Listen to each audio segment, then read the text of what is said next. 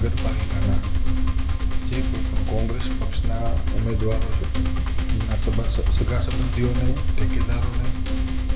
અને ઉમેદવારો ક્યાંક ને ક્યાંક ભારતીય જનતા પાર્ટીના આગેવાનો દ્વારા લોભ લાલચ અને ધાક ધમકી આપવામાં આવી રહી છે તેવી એક પોલીસમાં અરજી હમણાં થોડા સમય પહેલાં હળવદ શહેર કોંગ્રેસના પ્રમુખ દ્વારા આપવામાં આવી છે. ત્યારે આ ચૂંટણી આદર્શ આચારસંહિતા અનુસંધાને યોજાય અને કોંગ્રેસ પક્ષના આગેવાનોને અને કાર્યકર્તાઓને કોઈને દબાવવામાં ન આવે એવા પ્રયત્ન થાય એવી વિનંતી સાથે વંદે માતરમ.